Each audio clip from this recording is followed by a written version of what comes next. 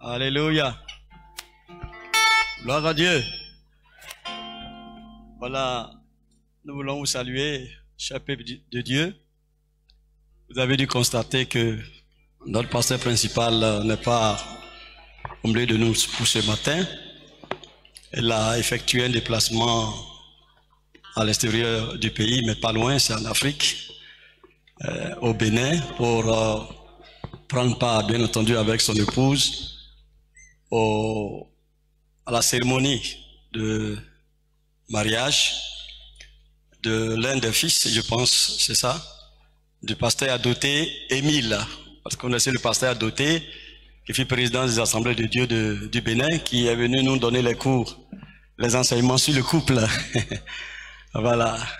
Donc, il est parti, c'est son ami. Il est important qu'il soit à ses côtés pour partager également la joie. Donc, il va nous revenir en semaine incessamment. Donc, prions pour lui. Prions aussi pour son épouse. Ils sont fatigués, mais Dieu va les renouveler, va les fortifier. Que son nom soit béni. Amen. Voilà, nous sommes dans la dynamique de l'évangélisation. Avant juste d'ouvrir la Bible, notre frère Lébé va nous donner un chant, un vieux chant qui parle toujours et qui va certainement parler au cœur de chacun d'entre nous. On l'écoute s'il vous plaît. Alléluia.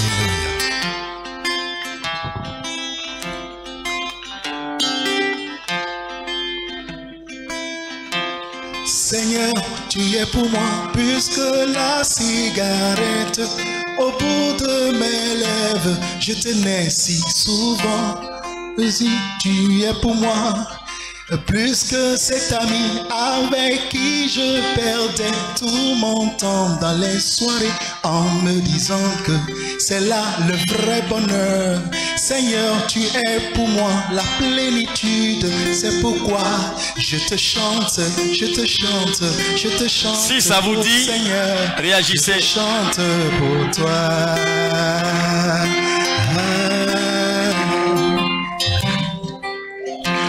Seigneur, tu feras aux fétiches ancestraux, fétiches de mon pays en qui les gens se confient. Aussi tu me préférable à cette calebasse que les gens tiennent remplie de chapalo dans leurs mains en se disant que c'est là le vrai bonheur.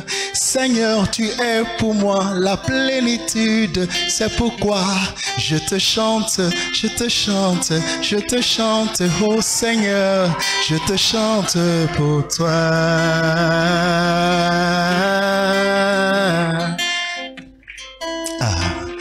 Les passions de ce monde, tous ces divers plaisirs, les petits ancestraux, vos amis vous égarent. Mais Jésus-Christ, l'homme de compassion, veut venir vous secourir, vous libérer de toute angoisse en vous donnant la paix, le vrai bonheur. Jésus sera pour nous la plénitude. C'est pourquoi je chanterai, chantant, chantant tous ces bienfaits pour nous. Chantant, chantant tous ces bienfaits pour nous. Chantant, chantant pour ces bienfaits pour nous. Les passions de ce monde, tous ces divers plaisirs, les fétiches ancestraux, vos amis vous égarent. Oui, Jésus-Christ, l'homme de compassion, veut venir vous secourir, vous libérer de toute angoisse en vous donnant la paix, le vrai bonheur. Jésus sera pour nous la plénitude. C'est pourquoi je chanterai, chantant, chantant tous ces bienfaits pour nous. Chantant, chantant tous ces bienfaits pour nous. Chantant, chantant tous ces bienfaits pour nous.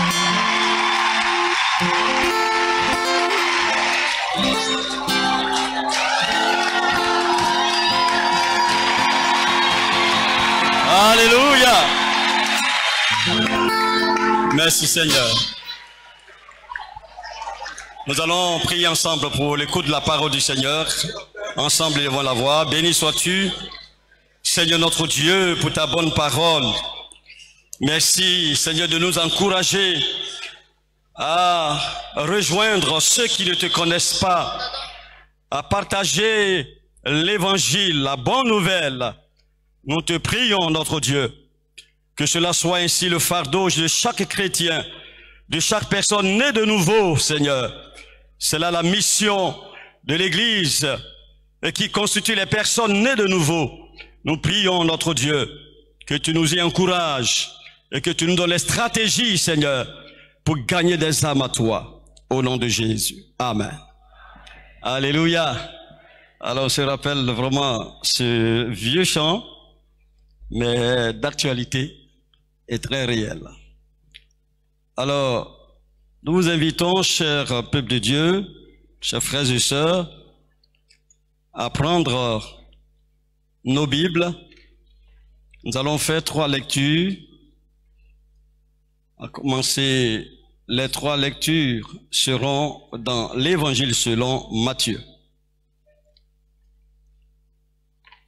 L'Évangile selon Matthieu.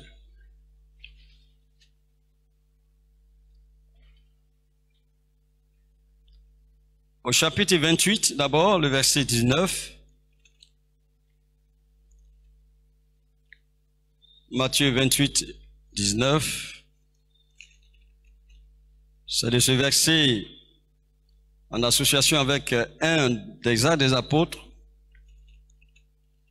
qui nous ont donné notre thème et qui nous a permis d'avoir la vision pour cette année. En tout cas, pour ce qui concerne notre assemblée. Après cela, nous allons lire Matthieu 9, 9 à 13.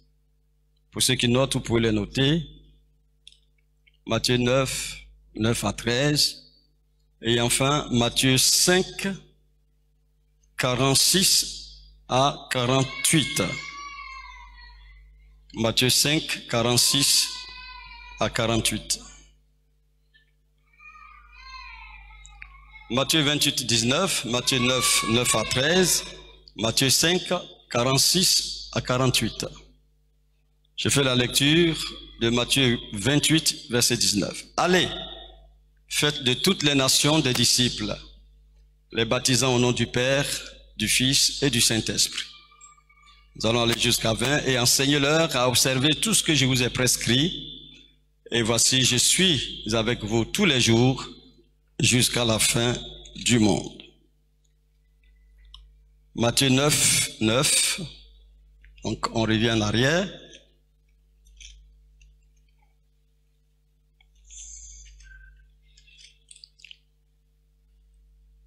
De là, étant allé plus loin, Jésus vit un homme assis au lieu des péages et qui s'appelait Matthieu. Il lui dit, suis-moi. Cet homme se leva et le suivit. Comme Jésus était à table dans la maison, c'est bien entendu dans la maison de Simon, plutôt de Lévi, voici beaucoup de publicains et de gens de mauvaise vie vinrent se mettre à table avec lui et avec ses disciples. Les pharisiens virent cela et ils dirent à ses disciples, pourquoi votre maître mange-t-il avec les publicains et les gens de mauvaise vie?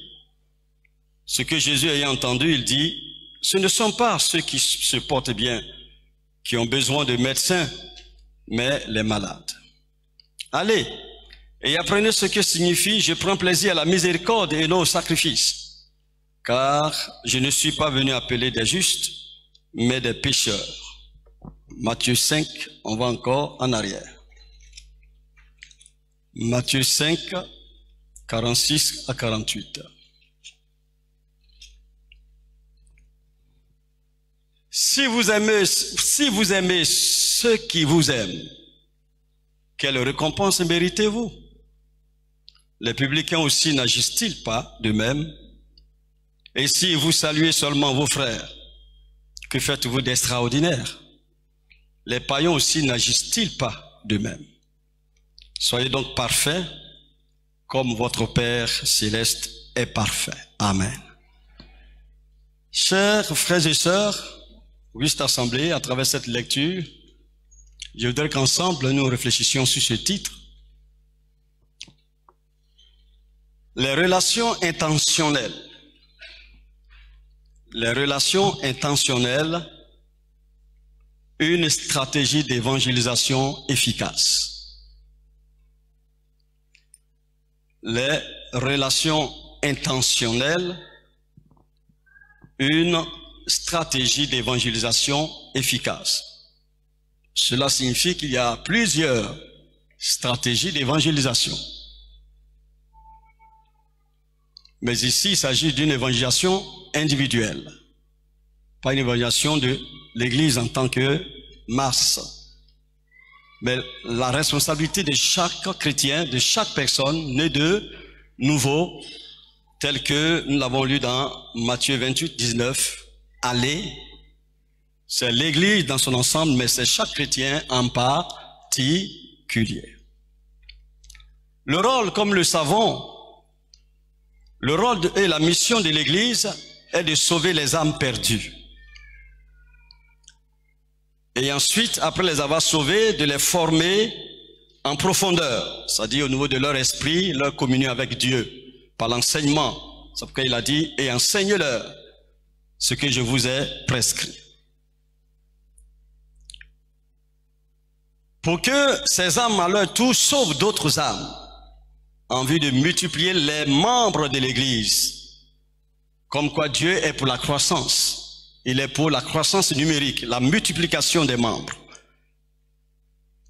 Plusieurs chrétiens gagnent des âmes au Seigneur, mais d'autres non.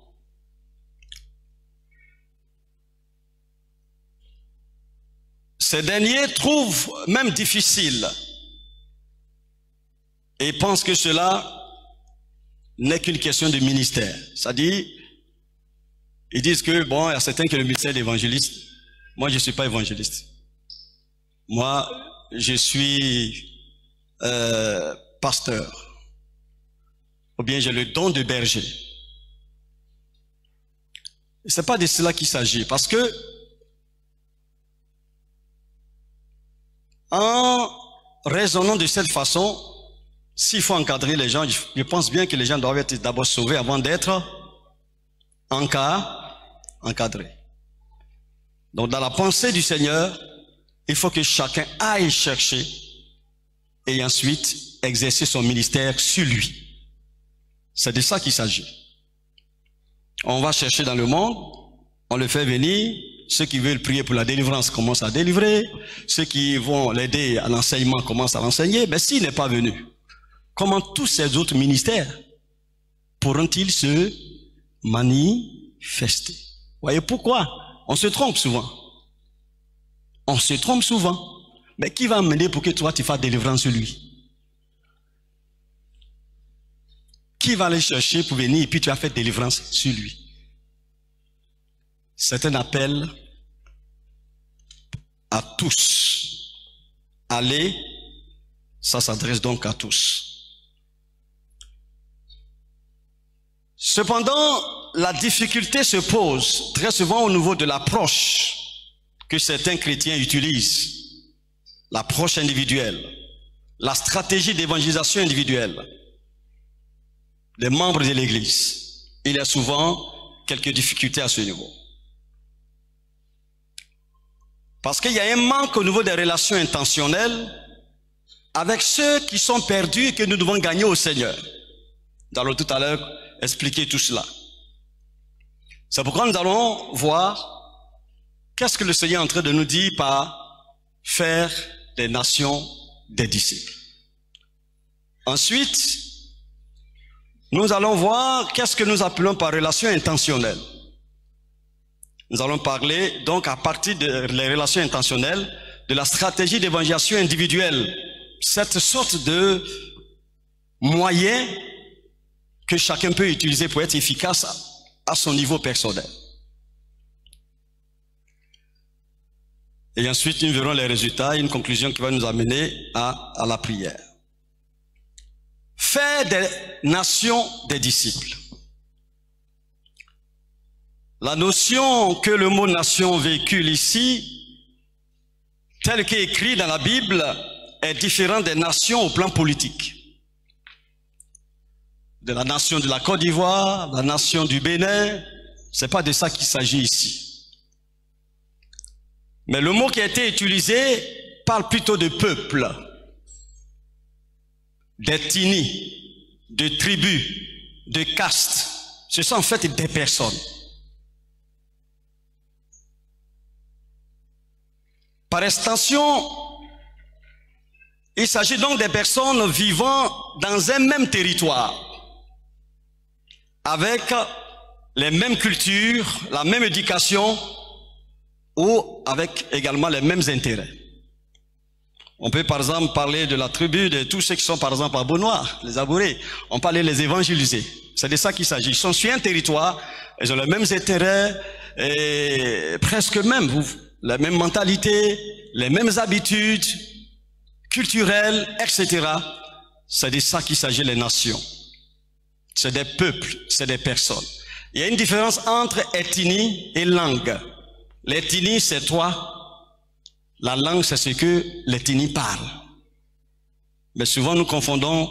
On dit, quelle est ton ethnie? On peut dire, je suis baoulé dans le sens de je parle baoulé. Non.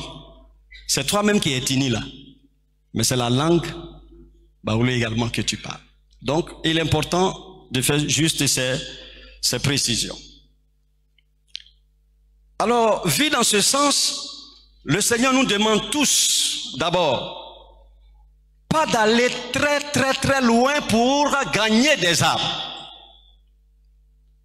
Mais il nous dit d'abord de commencer par gagner notre ethnie, gagner nos familles, gagner nos peuples, gagner les membres de notre famille, gagner nos collaborateurs, parce que quand on travaille dans un lieu, on est comme une famille.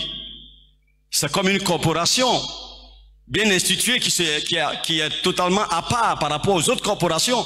Dans ce sens, gagner nos collaborateurs, tous ceux qui sont au travail avec nous, nos amis, nos connaissances. Nous avons plus de 7 milliards d'âmes sur la terre, mais les 7 milliards ne sont pas en vrac. C'est parti d'abord de familles, de tribus. Ensuite, allons-y, des tribus, ensuite de quartiers, de sous-quartiers, de quartiers, de capitales, de pays, de continents, et on parle du monde. Dieu a bien fait les choses de cette façon. Il nous appelle à gagner ceux qui sont réceptifs à l'évangile que nous allons leur apporter. Et c'est ce que Jésus a fait. La Bible dit qu'il est venu chez les siens, mais les siens ne l'ont pas reçu. Les siens, c'est sa famille. Et frères et sœurs, vous voyez cette expression qui revient constamment, telle que l'apôtre Paul l'avait dit aux geôliers, crois au Seigneur Jésus et tu seras sauvé, toi et ta famille.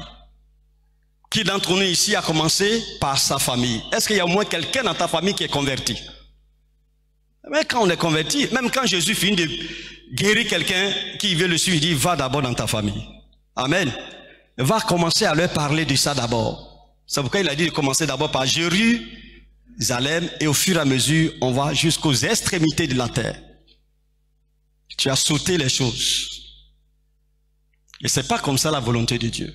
C'est vrai, on peut aller prêcher l'évangile ailleurs, mais commence dans ta maison, commence chez toi, commence chez les siens. Et au fur et à mesure, on progresse. Et les gens en progressant, les missionnaires sont venus jusqu'à nous. Et nous aussi, nous allons jusqu'aux autres dans le secteur de Yorubité, Cana, Yorubité 1, 2, pour annoncer la bonne nouvelle. Mais il est important de revenir sur la question du salut au niveau de notre famille. Il faut travailler donc à cela. C'est ça, faites de toutes les nations des disciples aussi.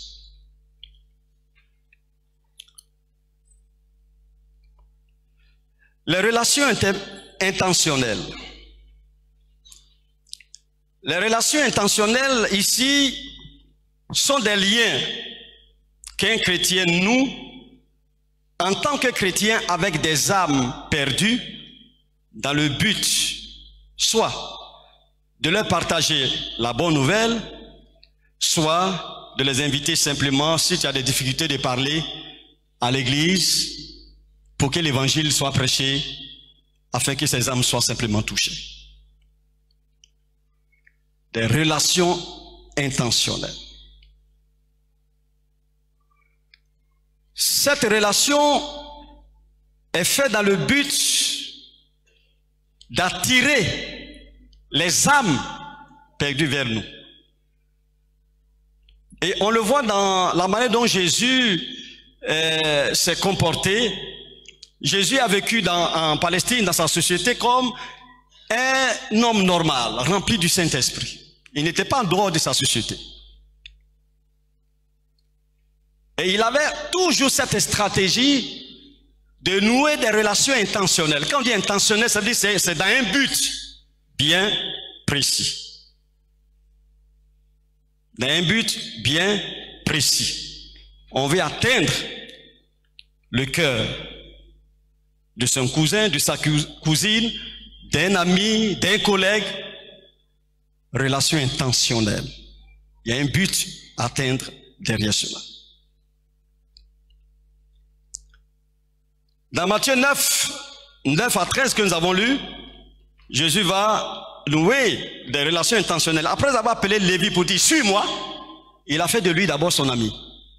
Et Lévi va l'inviter, Jésus va rentrer chez lui et il va s'asseoir en train de manger. Quand les gens ont vu que Jésus est rentré chez Lévi, Matthieu, tous les publicains, les pharisiens, non, ce n'est pas les pharisiens, et les gens de mauvaise vie sont entrés là-bas et ils sont assis en train de manger avec Jésus. À votre avis, si c'était nous, qu'est-ce qu'on fait? Moi, Jésus comme ça, je suis saint, et puis vous là, des gens de mauvaise vie, vous êtes venus vous asseoir avec moi. Ah. Mais Jésus voyait au-delà de ça. Il va nouer donc une relation intentionnelle avec Lévi, Matthieu, et également avec tous ceux qui sont là. Parce que regardons vers la fin, les pharisiens ont réagi. Et quand ils ont réagi, Jésus aussi a réagi. Et Jésus a dit, ce que Jésus ayant entendu, il dit, ce ne sont pas ceux qui se portent bien qui ont besoin de médecins, mais les malades. Donc Jésus vient ici de montrer sa relation intentionnelle avec ceux qui étaient avec lui. C'est-à-dire qu'il avait un but derrière la tête. Il avait quelque chose, c'était de sauver ce qui l'a permis de rentrer dans sa relation, dans son contact. C'est pourquoi il leur a permis de faire ça. Et le verset 13 nous dit, quand les pharisiens ont réagi, il a dit, allez et apprenez ce que signifie je prends plaisir à la miséricorde et non au sacrifice. Parce que eux, les pharisiens, ils étaient austères, ils étaient dans la loi. Jésus dit non, allez-y apprendre ce qu'on appelle je prends plaisir à la miséricorde.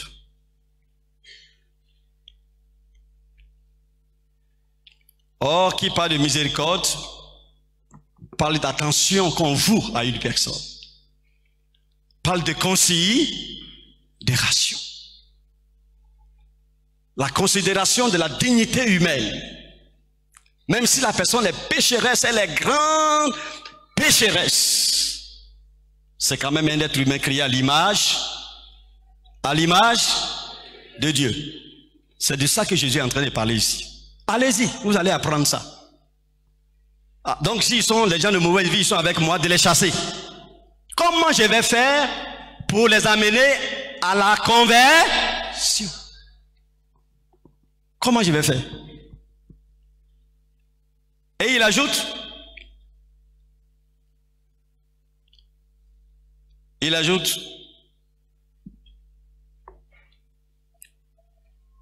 car je ne suis pas venu appeler les justes à la repentance, mais les pécheurs. Est-ce qu'il n'a pas déjà tout dit? Il a déjà tout dit, il a tout décliné. Il a noué une relation intentionnelle. Je ne suis pas venu appeler les justes à la repentance, mais les pécheurs. Donc ça veut dire quoi?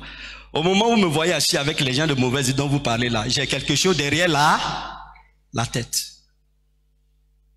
C'est pour les sauver que je fais ça. C'est ça les relations intentionnelles. Tout chrétien doit pouvoir nouer une relation intentionnelle avec les perdus. Mais les chrétiens remplis du Saint-Esprit pentecôtiste, quand ils voient un païen, c'est le plus grand diable de la terre. On va arriver tout à l'heure sur ça. Condamne tout le monde. Et ils sont saints. C'est bien d'être saint. Mais tu as oublié que tu as quitté là-bas pour venir là où tu es. Soyons quand même justes. Soyons raisonnables. Soyons logiques envers nous-mêmes. Au nom d'une certaine foi et d'une certaine communion avec Dieu, tu oublies ton passé?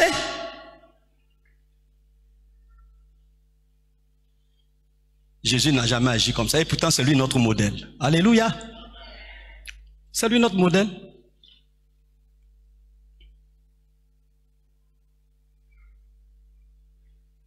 En d'autres termes, il veut dire je suis venu pour aimer les gens,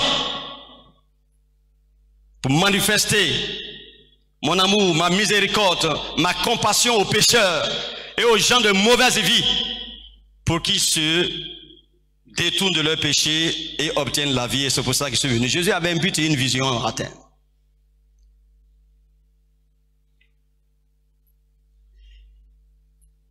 C'est bien pourquoi Jésus avait plus de gens qui le suivaient que les pharisiens. Plus de gens qui le suivaient que les pharisiens. Parce qu'ils ne condamnent pas. Ça ne veut pas dire qu'ils ne voient pas qu'ils sont dans le péché. Il ne les jugeait pas. Il savait qu'ils étaient dans le péché, mais son amour était plus grand que leur péché.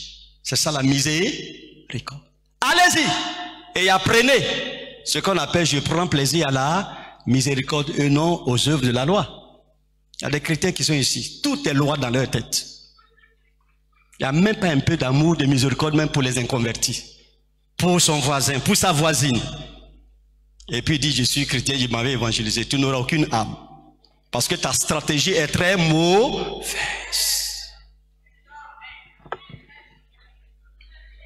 Une mauvaise stratégie d'évangélisation. Tu ne peux pas gagner d'âme. Moi, je ne gagne pas un mot, je ne gagne pas un mot. On n'a même pas besoin de savoir parler, prêcher l'évangile pour gagner âme. La miséricorde, l'amour qu'on propose, ouvre la porte, tu invites, le pasteur prêche, il est converti, c'est toi qui as gagné l'âme là. C'est simple. Mais si tu es dur partout, à peine même on te salue, et puis tu vas répondre, la voisine, le voisin, et tu vas envoyer des gens à la conversion, tu n'auras rien. Et au ciel, tu n'auras rien. Parce que quand on gagne les âmes, le prix et la récompense que Dieu nous donne est une récompense plus lourde que toute autre chose. Car c'est pour ça que Jésus est venu mourir à la croix. Donc il y a des priorités dans les récompenses du Seigneur. C'est très important. Et il va encore, dans sa vie, dans Matthieu 26, verset 6, nous encore une relation intentionnelle avec Simon le lépreux. Nous nous souvenons encore de Simon le lépreux. Il a invité le Seigneur. Et quand il l'a invité, qu'il était assis, certainement en train de manger, le Seigneur c'est un homme normal. Il aime bien aller visiter ses amis et puis il mange avec eux. Il y a des chrétiens qui n'ont jamais fait ça. Allez, leurs voisins, voient, cette année-là, on va essayer de faire un truc ensemble. Si tu fais ça là, ça ouvre les portes. On va tout à l'heure arriver là. Je suis chrétien. Je suis chrétien. Tu es chrétien, tu es dans un monde et tu dois gagner les gens. Tu fais comment? Si tu ne crées pas de relation intentionnelle.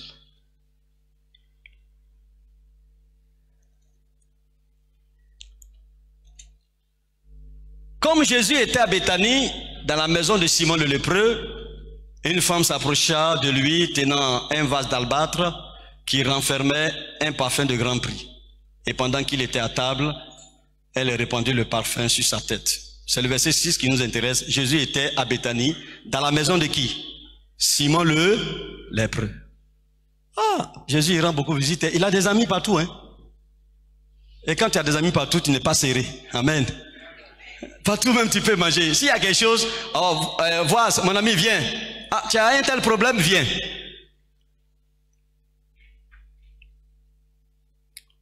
Il est allé chez ce monsieur.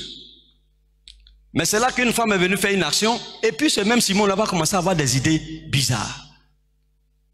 Les gens ont été formatés par la religion. Donc ce que Jésus fait avec le cœur là, avec l'amour là, avec la miséricorde là, ça les dépasse trop.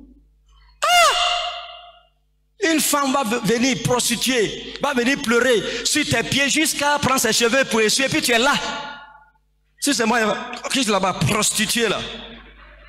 Soit tu as venu salir ma vie. Ouais, c'est comme ça, nous tous, on va réagir. Les légalistes que nous sommes. Mais il l'a accueilli par miséricorde. Son amour était au-delà.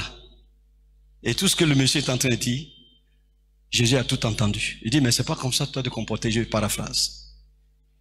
Voilà une autre relation intentionnelle tissée par le Seigneur. Jésus vivait normalement.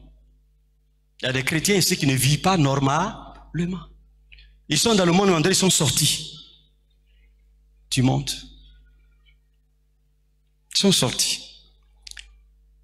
Une autre relation intentionnelle, celle qu'on connaît le plus, avec Marthe, Marie et Lazare. C'est un ménage de 3 personnes. Une famille de 3 personnes. Jésus allait là-bas, il prêche jusqu'à souvent, il rentre là-bas. On lui fait à manger, quelquefois.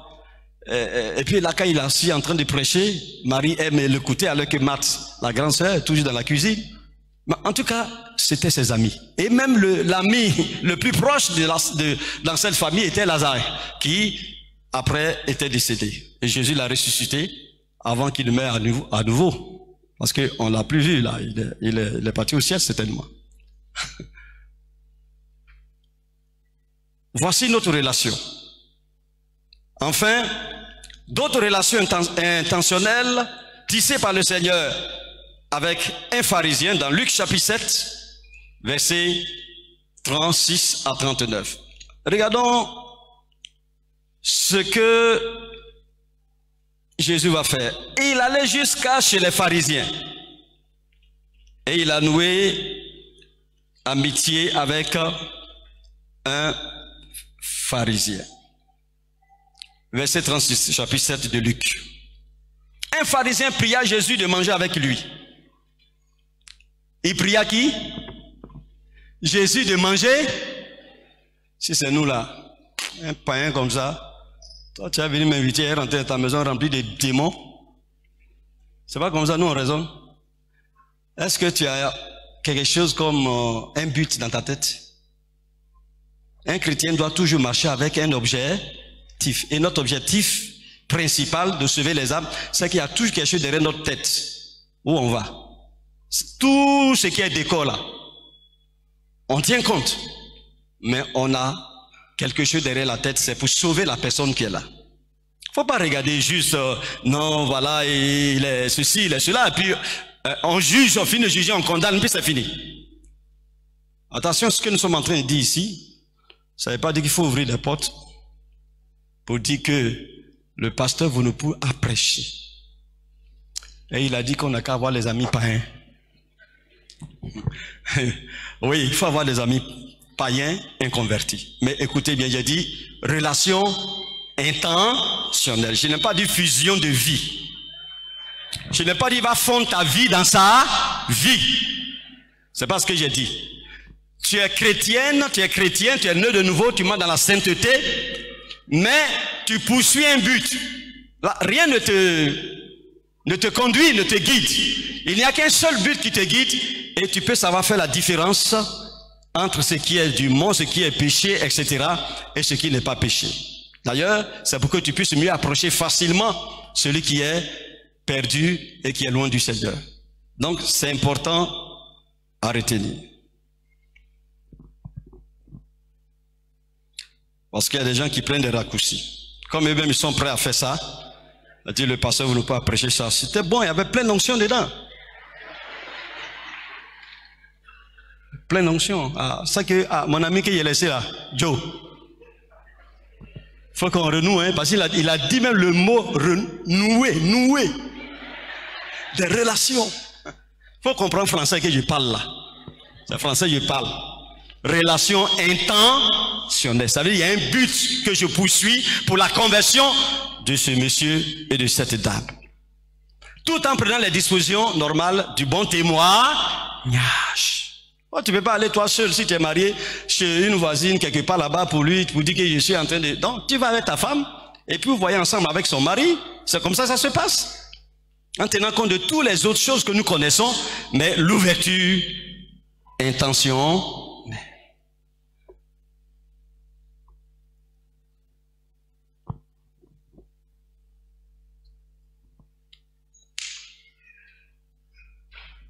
Retenons donc à ce niveau que Jésus nous montre ici comment un chrétien doit vivre la vie chrétienne normale en nouant des relations intentionnelles dans la société dans laquelle il existe, mais aussi au milieu des amis, des collègues, des connaissances, dans le seul but de les amener au Seigneur. Qui est prêt à le faire? Alléluia. Je sais que déjà certains le font. On peut avoir des amis qui ne connaissent pas le Seigneur, mais avec l'intention de les amener au Seigneur.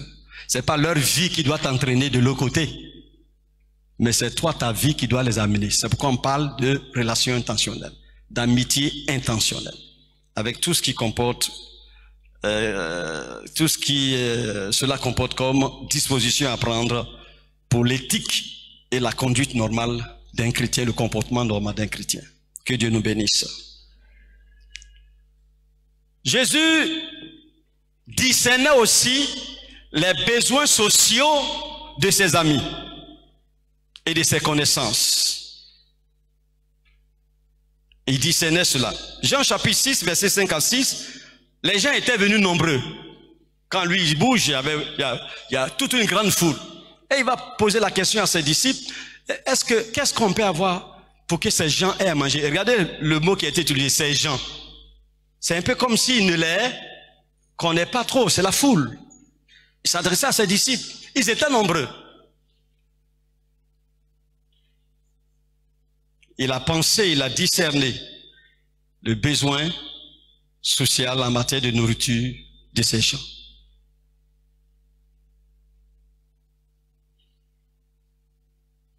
Ça veut dire quoi? Ça veut dire qu'il faut que nous, dans cette relation intentionnelle, nous voyons autour de nous les besoins de nos amis qui ne connaissent pas le Seigneur, les besoins de nos voisins qui ne connaissent pas le Seigneur. On doit le discerner et puis agir en fonction de cela intentionnellement pour à un moment donné les inviter à venir dans la présence de Dieu pour que la parole de Dieu les touche. Amen. Amen.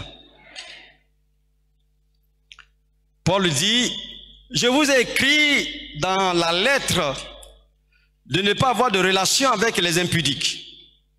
Non d'une manière absolue avec les impudiques de ce monde, ou avec les cupides, ou les ravisseurs, ou avec les idolâtres. Autrement, il vous faudrait sortir du monde. Mais Paul était en train de dénoncer une mesure disciplinaire par rapport à ceux qui sont dans le Seigneur mais qui vivent mal. Alors il dit aux autres frères, pour qu'ils réfléchissent, laissez-les un peu pour qu'ils réfléchissent. Ça, c'est une mesure disciplinaire. Mais ceux-là, ces Corinthiens, les ont mal compris. Ils ont commencé à... Tous les amis, anciens amis qui ne sont pas chrétiens, ils ont commencé, oh Joe, toi tu es un païen maintenant. Ah, des chrétiens sont comme ça. Païen là! Ils disent ça à un monsieur. Comment il va se convertir? Toi tu es un païen. Voilà. Moi je suis chrétien maintenant. Je suis enfant de Dieu. C'est un choc. C'est un choc. Il y a des chrétiens dans leur maison, partout où ils sont là. Au lieu de présenter la miséricorde, l'amour à ces personnes qui sont leurs voisins, leurs frères, sœurs, leurs cousins dans la grande famille. On ne les sent pas, on ne les voit pas. Il est chrétien, oh, il doit prêcher l'évangile. On ne prêche pas l'évangile pour prêcher. On prêche à partir du caractère de miséricorde et d'amour qu'on présente aux gens. C'est ça qui attire leur attention et puis ils nous écoutent. C'est pourquoi Jésus avait beaucoup de gens qui le suivaient. Parce qu'il présentait d'abord la miséricorde, la compassion, l'amour, l'attention. Et puis il fait suivre la parole de Dieu et les miracles. Et ça y est. Et les gens le suivent. Les gens le suivent. Mais les pharisiens, jusqu'à ils en étaient jaloux. Comment se fait-il que tout le monde va vers lui? Mais vous n'avez pas d'amour pour les gens. Vous êtes en train de préserver votre religion et les règles de votre religion. Qui va vous suivre? Les hommes ont besoin d'affection. Ils sont quelquefois blessés. Et toi, tu dis tu es chrétien, tu viens, tu le blesses encore. Il va dire tout le monde est chrétien, mais sauf toi. Il va dire, ah, il est dans votre église. Oui. Ah, il parle mal, hein? À cause de lui là, moi je peux jamais venir dans votre église. Est-ce que ça n'existe pas? D'accord. Ça existe, non les frères, en haut là-bas? Vous voyez que on peut vouloir prêcher, faire une évangélisation individuelle, ne serait-ce que dans nos familles, dans notre quartier. Mais on peut ne pas avoir vraiment de résultats parce que notre stratégie n'est pas bonne. La bonne stratégie, comme Jésus et comme les disciples, il faut commencer d'abord à présenter un caractère de miséricorde et d'amour qui va ouvrir la porte, le cœur des gens et qui va leur permettre de vous écouter. Parce que si tu dis Dieu est amour, il veut que tu sois sauvé, que l'amour de Dieu se manifeste dans ton caractère et que je vois. Amen. Et que je vois, mieux vaut aller acheter, comment on appelle ça, un sac de riz de 12 000 francs pour venir te dire, voilà, vraiment j'ai constaté dans ces temps, excuse-moi, mais voilà, bon, j'ai appris, comme vous savez ce qui vous est arrivé, voilà, ce sac de riz, c'est mon épouse et moi, vraiment prenez, et puis bon, tu pries un peu pour lui, c'est pas des prières longues, mais ce petit geste que tu viens de faire aux voises. Un jour aussi, on dit, il y a réunion ici, voise. Et puis tu pries, hein, tu attends le moment. Je vais t'inviter à une de nos réunions. Ah, quelle réunion? Il t'accueille avec joie, là, tu vois, non? Tu as fait déjà une action. C'est l'amour déjà à précéder. Ah, il y a une réunion, il y a un secteur Dieu qui vient de la France, là. Ah, d'accord. C'est à quelle heure? Ah, d'accord, je viendrai. Ou bien si tu ne peux pas, je peux venir te chercher. Ah, d'accord, il faut nous chercher. Ah, madame, Sonia. Ah, le voisin est en train de nous inviter, hein? Tout ça, c'est l'action sociale qui vient d'être faite. L'amour, la miséricorde, l'attention qui est en train de faire ce travail-là. On n'a pas besoin de se forcer. Et puis, on voit souvent les gens dans les rues. Donnez-vous à Jésus. Si vous ne donnez pas, vous allez partir en enfer. On ne sent même pas d'amour dedans. C'est bon de crier comme ça. C'est bon, gloire à Dieu. Après, maintenant, quand on passe dans les rues, quand on a garé la voiture, vraiment, monsieur, on vient d'évangéliser toute la journée. On vous a jamais fait ça? On vient d'évangéliser toute la journée, on est fatigué, on n'a rien à manger. Tu n'as rien à manger, puis tu as évangélisé. Quand on vient d'évangéliser, on mange. Si tu es évangélisé, donc c'est moi maintenant, oh, c'est une forme d'escroc.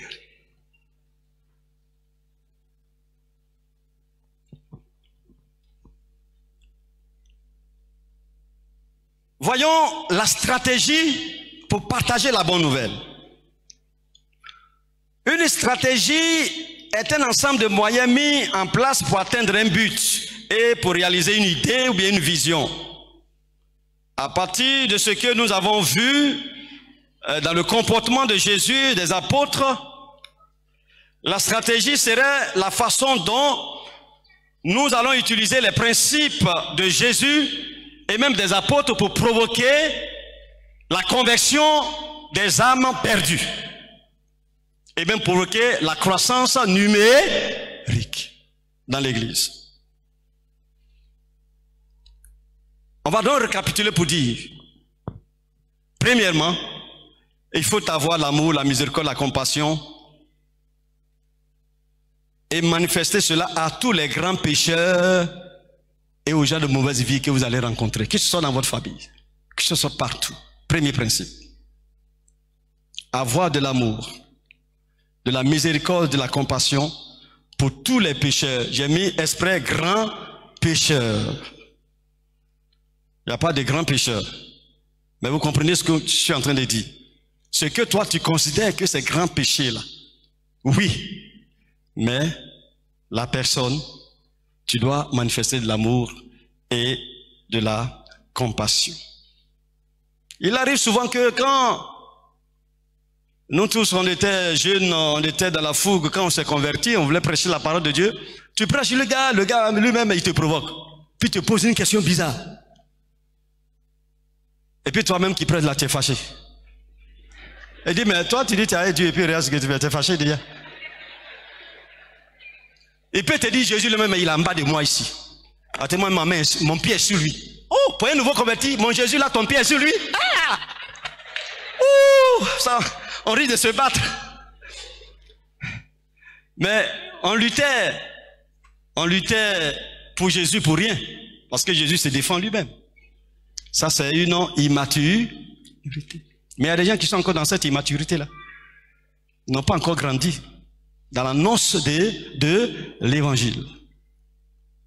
Ils n'ont pas d'amour. Ils n'ont pas assez d'amour et d'attention. Quand vous rencontrez une personne à qui individuellement vous êtes en train de prêcher la parole de Dieu, ne vous focalisez pas tellement sur ces mauvaises astuces, vous en avez appris. On peut prêcher l'évangile pour dire le péché, etc. C'est normal.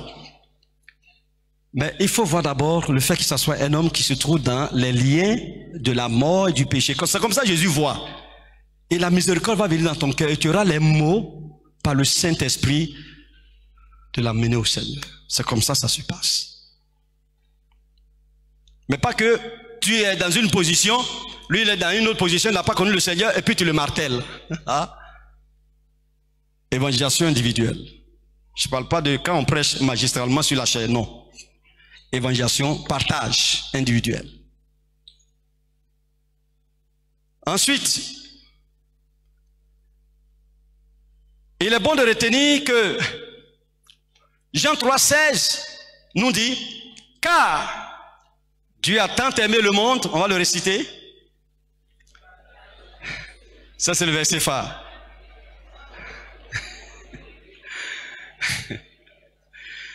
Amen.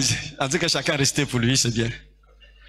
Car Dieu a tant aimé le monde qu'il a donné son Fils unique afin que quiconque croit en lui ne périsse point, mais qu'il ait la vie. Qu'est-ce que Dieu a montré d'abord aux hommes?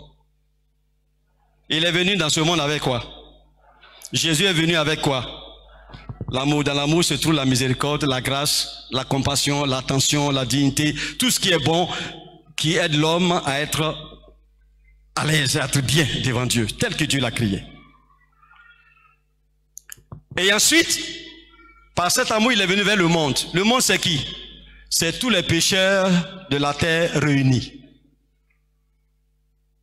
Donc, quand un chrétien dit « j'ai l'amour », son amour doit être éprouvé par le degré de manifestation de miséricorde qu'il aura pour les inconvertis. C'est là on peut savoir que tu es un chrétien véritable. Sinon, nous aimer entre nous là, c'est trop facile. C'est trop facile.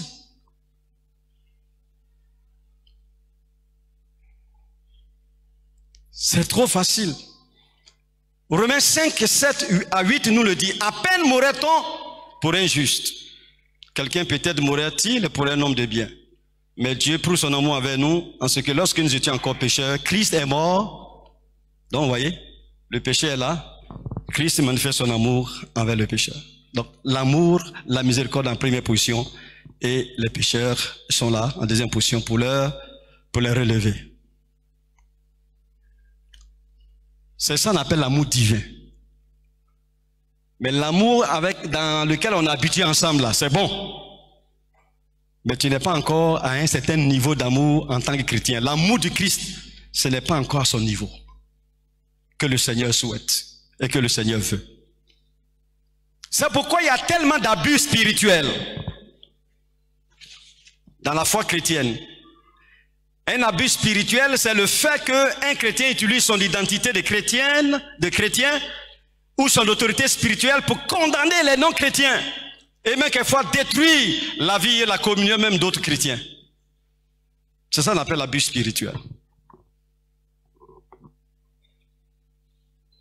Tu me connais? Moi, je suis enfant de Dieu. Voilà, moi que tu regardes là, je suis enfant de Dieu. Toi, tu es quoi? Toi, tu es enfant de Satan. Parce que tu es enfant de Dieu, tu as le droit de dire tout ça à quelqu'un. Et puis après, tu as tourné là-bas, tu as dit, je suis venu t'évangéliser. Mais lui, c'est pas toi, c'est un autre chrétien qui va venir. Il dit, moi, je suis déjà Satan. Je suis enfant de Satan. Ça, c'est un abus. Même si on comprend spirituellement ce que cela pourrait signifier. Mais il ne faut pas le dire, il faut pas le dire comme ça. Souvent, c'est des chocs, c'est des abus. Et on le fait dans un contexte qui n'est pas normal.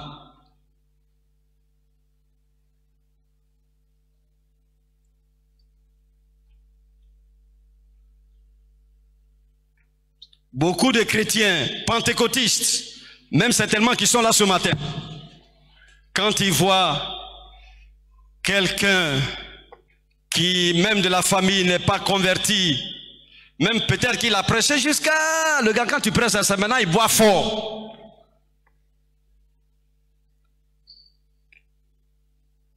Et tu commences à le marteler, à l'enfoncer,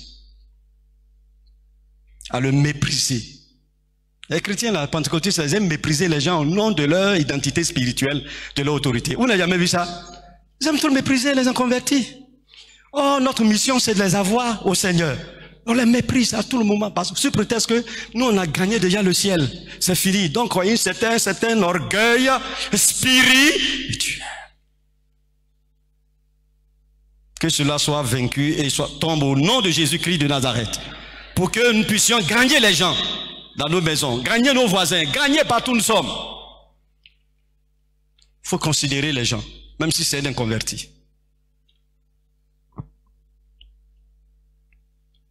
Il y a d'autres, ils ne saluent que leurs frères et sœurs. Si quelqu'un, si c'est un inconverti, ah, c'est un chrétien, non. Ah, d'accord. Et puis il s'en va. C'est pas l'homme que Dieu a créé qui est là. Toi, est-ce que est-ce que tu es prête ou tu es prêt à nouer des relations intenses? Quand tu as ça dans ta tête là, tu ne peux pas te permettre n'importe quoi avec même les inconvertis. Parce que tu sais que c'est eux là qui vont te donner ta couronne au ciel. Amen. Tu ne peux pas te permettre de dire des choses qui ne sont pas bien à leur endroit et devant eux.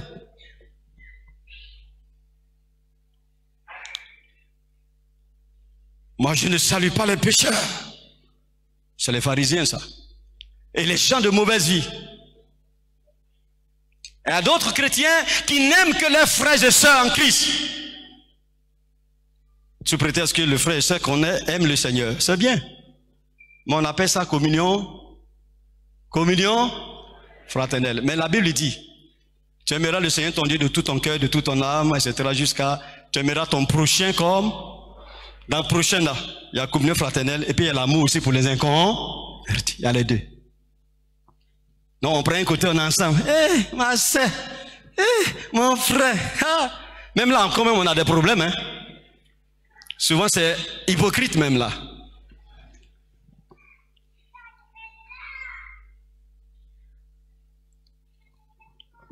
C'est pourquoi Jésus a dit, relisons Matthieu.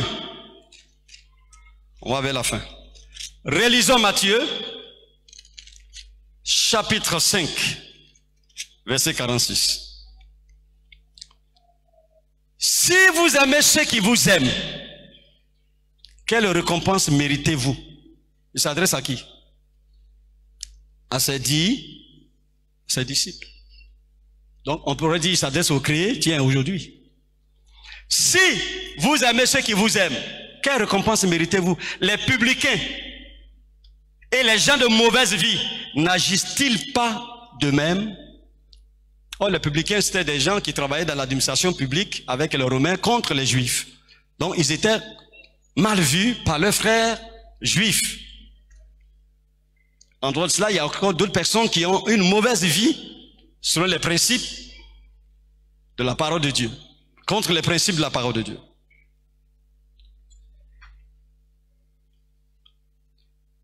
Et si vous saluez seulement vos frères et sœurs, que faites-vous d'extraordinaire? Les païens aussi n'agissent-ils pas de même? Soyez donc parfaits comme votre Père Céleste est parfait. Cette extraordinarité se situe au niveau du comportement. Le chrétien a deux niveaux. Il doit être extraordinaire, on va tenir comme ça, à deux niveaux. Au niveau de la puissance, Dieu l'utilise, fait des miracles. C'est être extraordinaire. Mais c'est pas tout. On doit être aussi extraordinaire dans le comportement. De sorte que l'inconverti dit, mais waouh! Je ne comprends pas. Dans tout ce qu'on lui a dit, ce monsieur, tout ce qu'on lui a fait, tout ce qu'on a dit, on a fait, il n'a même pas dit un mot. Quand on avait le voir, il dit simplement laissez. Mais, paraît-il que c'est un chrétien. Ah. Et pourtant, la loi lui donne la permission de réagir et même de mettre ce jeune-là à la porte. Mais au travail là-bas, le patron dit laissez-le. Le patron, c'est un chrétien. Il connaît ce qu'on appelle l'amour. C'est ça la miséricorde. La loi condamne, mais la miséricorde vient pour dire, malgré que la loi condamne, et ce qui est normal, je vais au-delà de la loi pour sauver une vie. C'est ça la miséricorde.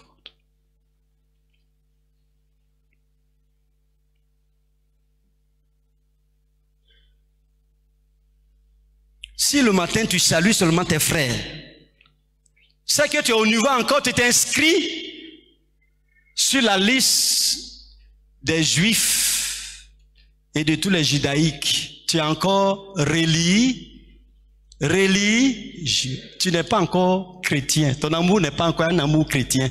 L'amour de Jésus là ne s'arrête pas quand on est ensemble, frères et sœurs. C'est pourquoi il a aimé le monde, c'est-à-dire des inconvertis, c'est-à-dire des gens qui sont dans le péché.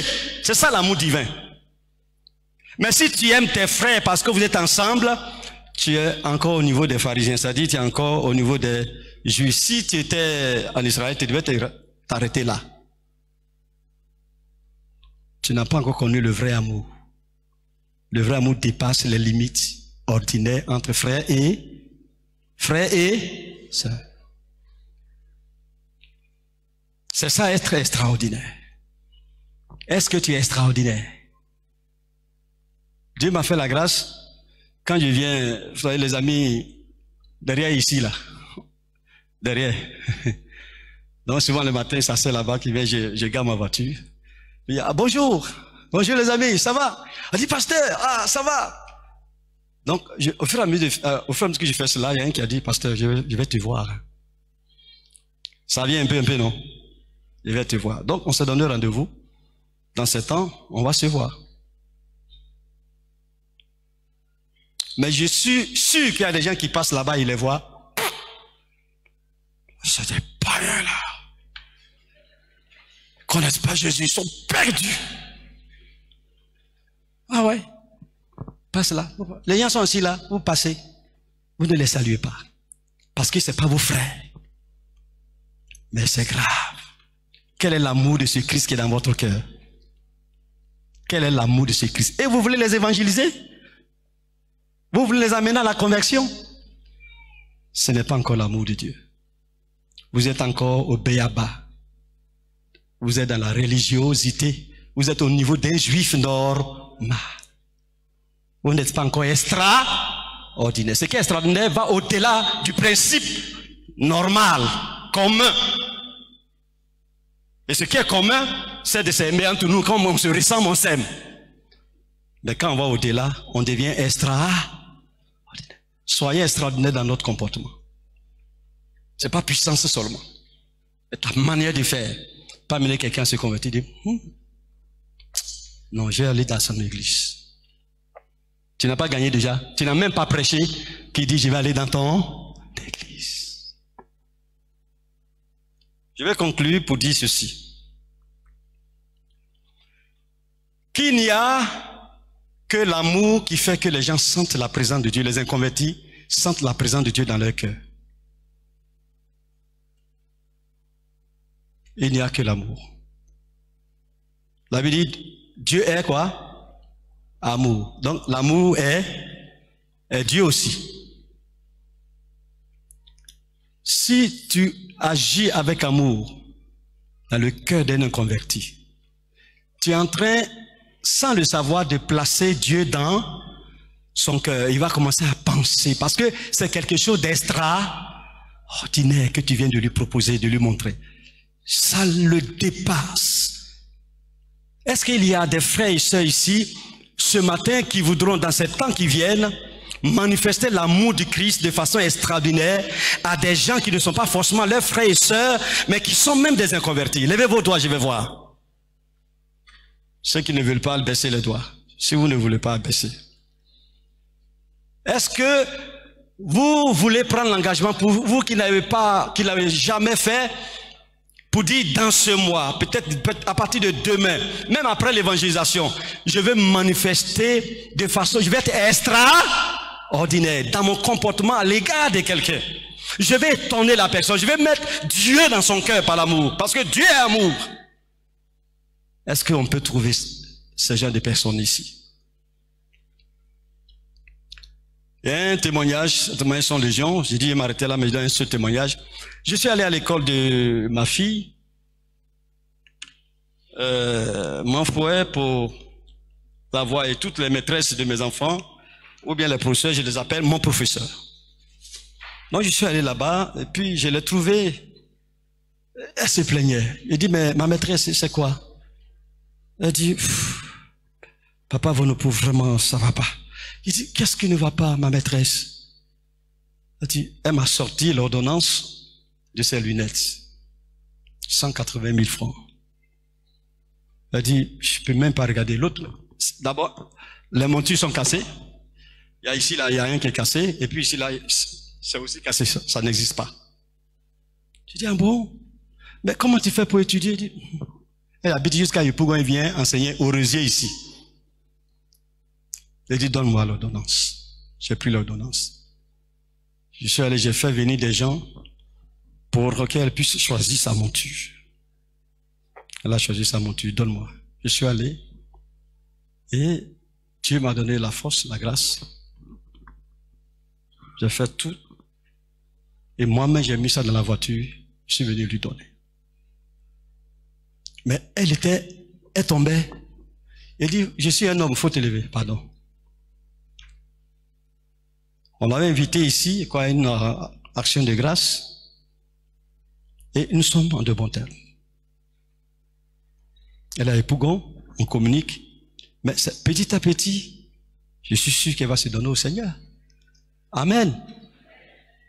Ce sont ces genres d'actions, même ce que nous avons comme moyen, ouvrant les portes à l'évangile avec ça. Par les relations ce qui est fait là, c'est intentionnel. Que Dieu nous bénisse. Amen.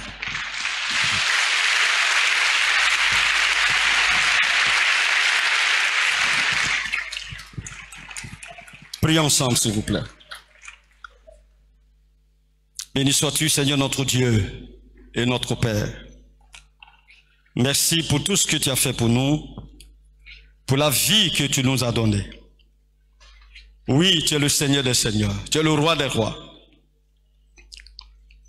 Seigneur, effectivement, c'est toi qui nous as montré ton amour, premièrement. Et cet amour a été manifesté à l'égard des pécheurs que nous sommes, pas des gens qui étaient justes. Oui, nous te prions que cette parole, Seigneur, soit dans les cœurs. Sois, Seigneur, dans le cœur de mon frère et de ma sœur, dans le nom précieux de Jésus-Christ.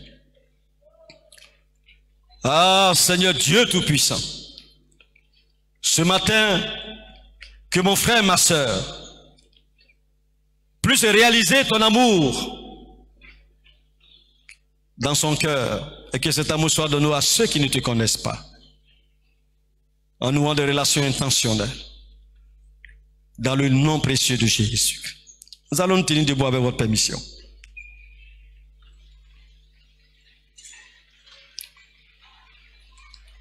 Si tu as choqué des hommes, des femmes, des voisins, des voisines, même tes enfants, si tu ne les as pas approchés avec la stratégie de l'amour, comme Jésus l'a fait, ça sera difficile qu'ils se tournent vers le Seigneur, si ce n'est pas vraiment la grâce de Dieu. Ainsi que pour d'autres personnes, au dehors, des voisins, des collègues. Tout ce que tu as choqué, souvent gratuitement, ou même à raison ou à tort, qui bloquerait l'évangile, l'avancée de l'évangile, tu vas demander pardon au Seigneur. Prions ensemble, s'il vous plaît. Prions ensemble. Disons, Seigneur, je n'ai pas bien agi, Seigneur. Par moment, oui, j'ai agi, Seigneur, sans miséricorde, sans amour. J'ai agi sans miséricorde, sans amour, sans compassion. Et pourtant, je dois prêcher la parole. Dans le nom de Jésus. Seigneur, tu agis puissamment, Seigneur. Et tu manifestes ta grâce, notre Dieu. Dans le nom précieux de Jésus.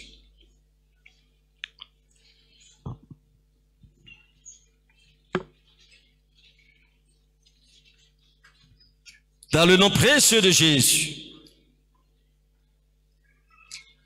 Béni sois-tu, Seigneur. Béni sois-tu, Seigneur. Seigneur, pardonne, Seigneur. Oh Dieu, aie pitié de moi dans ta grande bonté, selon ta miséricorde, efface mes péchés. Oh Dieu, aie pitié de moi dans ta grande bonté, selon ta miséricorde, efface mes péchés. Car je reconnais mes transgressions. Ensemble. Car je reconnais mes transgressions et mon péché fait devant moi. J'ai péché au roi de Sion. J'ai péché contre toi.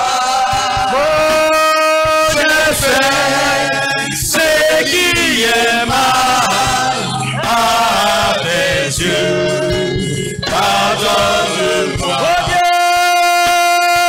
Oh Dieu, aie pitié de moi dans ta grande bonté, selon ta miséricorde, efface mes péchés. Ah, je reconnais. Car je reconnais mes transgressions et mon péché est devant moi. J'ai péché au roi de Sion. J'ai péché contre toi. J'ai fait ce qui est mal à tes yeux. Pardonne-moi. Après avoir confessé ce péché qui va contre la mission de l'Église. Oui, tu vas maintenant prendre l'engagement de manifester désormais l'amour du Christ aux païens, aux inconvertis. À commencer dans ta maison, à commencer dans ton travail, à commencer dans ta tribu, à commencer avec les amis et connaissances, les voisins du quartier. Prie maintenant, prends l'engagement de manifester l'amour du Christ. Le vrai amour du Seigneur n'est pas au milieu de nous seulement, mais cet amour est testé à l'extérieur. Prions ensemble, Seigneur. Au nom de Jésus-Christ, Seigneur, et de ton peuple, à prendre l'engagement, Seigneur, à aimer. Oui, Seigneur notre Dieu, les inconvertis, à ne point les juger, les condamner, mais, Seigneur Dieu, avoir compassion et miséricorde à eux, Seigneur, pour leur vie. Que notre miséricorde dépasse leurs péchés, que notre miséricorde dépasse leurs iniquités, que notre miséricorde dépasse ces gens de mauvaise vie. Donne à mon frère, donne à ma soeur, donne à chacun d'entre nous, oh Dieu, de prendre cet engagement et de manifester l'amour du Christ, Seigneur, dans le nom précieux de Jésus-Christ. Au nom de Jésus.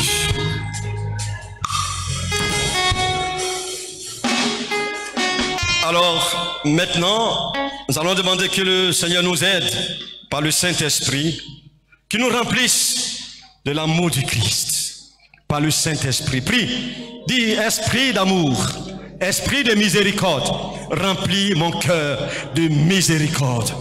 S'il y a des blessures en moi, enlève ces blessures qui font que je n'ai pas de contact facile, qui font que je blesse les inconvertis, je blesse même les convertis et encore plus les inconvertis. Et je lutte contre la mission de l'Église. Prie, demande l'onction de Dieu. Prions, élevons la voix, demandons l'onction du Saint-Esprit. L'Esprit d'amour, au nom de Jésus. Oui, l'onction de la miséricorde, de l'amour dans nos cœurs. Oui, au nom de Jésus. Remplis-moi d'amour, Seigneur.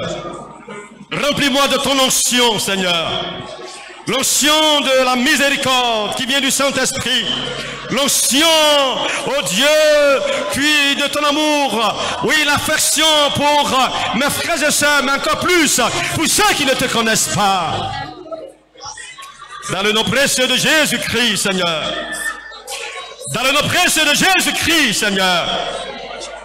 Nous avons longtemps condamné ces inconvertis. Nous les avons méprisés. Nous les avons méprisés. Seigneur, par orgueil spirituel. Merci de nous pardonner de nos orgueils spirituels. De nos orgueils spirituels qui nous disposent à lutter contre la mission de l'Église. Merci Seigneur. Jésus, je compte sur toi pour aller jusqu'au bout. Jésus, je compte sur toi. Tu vas compter sur le Seigneur maintenant. Et pour après-demain, pour ce temps d'évangélisation, oui, alors tu vas chanter cette une prière pour que tu puisses aller parler, tu puisses aller te réconcilier avec les inconvertis qui ont été blessés. Le Seigneur voudrait que tu ailles te réconcilier avec cela. Pour aller jusqu'au bout, Seigneur,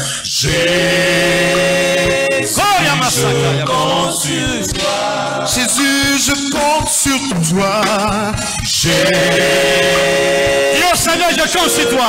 Je compte sur toi pour régler tous ces problèmes avec mes amis inconvertis, avec les païens, avec même mes frères et sœurs. Pour aller jusqu'au bout.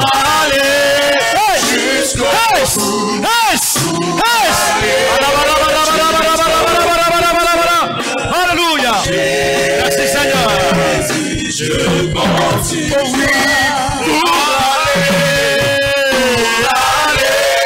jusqu'au bout. Pour aller jusqu'au bout. Seigneur Jésus,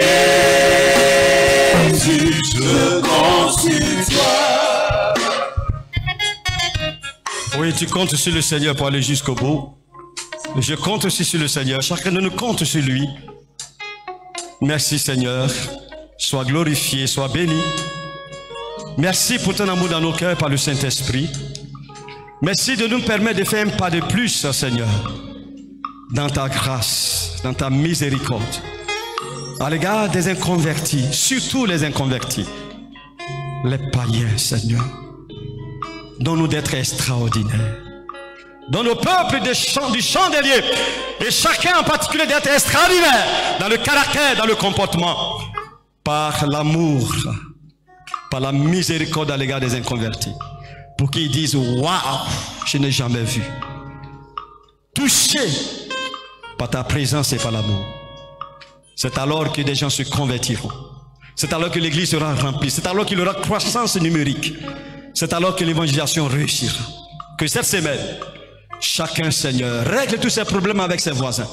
Règle tous ses problèmes de tort, de frustration avec ses collègues. Au nom de Jésus. Et que cette mission à laquelle tu nous as appelés dans cette semaine réussisse. Tu bénis ton serviteur qui vient. Tu bénis nos vies.